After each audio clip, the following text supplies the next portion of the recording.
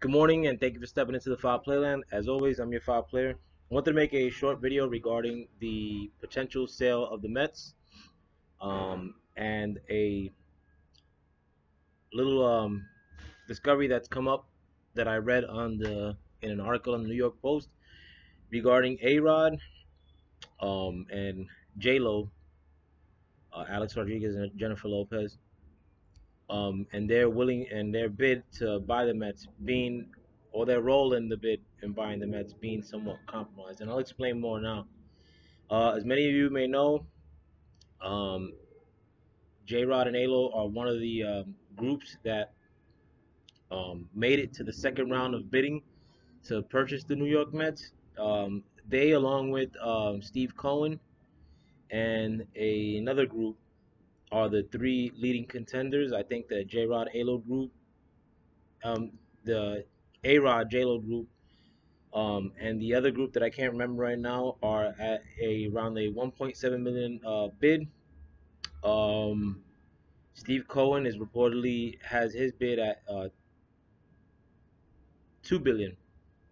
Um, Reportedly, the people that are investing with J Lo and A Rod may be willing to up their bids, but that means that um, those same people may be the principal owners or the control person of the Mets if they're the leading bidders of that group. And I'll explain more. Like, they say that J Rod and Alo's bids right now, um, as part of that 1.7 billion that J Rod and Alo together have put up between 225 million and 300 million as a part of that bid. But their whole group combined have put up 1.7 billion. The people, I guess, the other leading bidders or the other leading contributors in that group are two gentlemen by the name of Vincent Viola and Mike Rapoli. They combined have also contributed 300 million.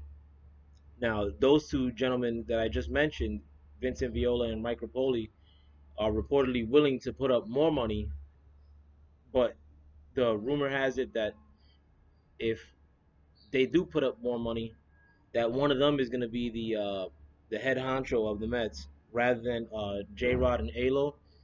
I mean, A Rod and J Lo.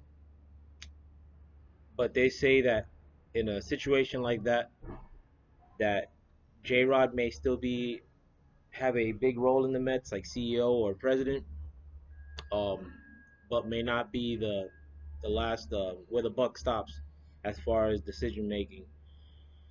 They say that sometimes people who aren't the leading investors could still control the teams. Namely, the Braves are in a situation like that where their leading investor, I think, is called Liberty Group, but the guy who's in charge wasn't the guy who put up the most for Liberty Group and his bid, yet he's in charge of the Braves. Another example, the Giants.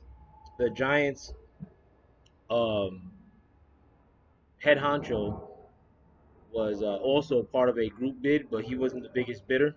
But those are like more anomalies. Usually, the guy who invests the more like is usually in charge, and usually, and it's also the case where it's usually one person that's bidding on these things outright, or for the most part. Um, like I said, my stance has always been that I want uh, Steve Cohen to win this bid.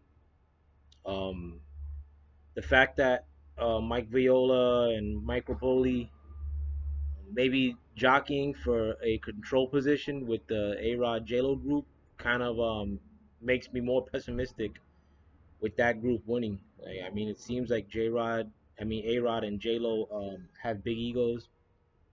I don't know how they would feel playing second fiddle in a situation like that, and I don't want that to go down with my team. If that goes down with the Milwaukee Brewers or something like that, like I wouldn't care. But you know, the only team I care about is the Mets, so that's a big no go for me. But let me know what you guys think.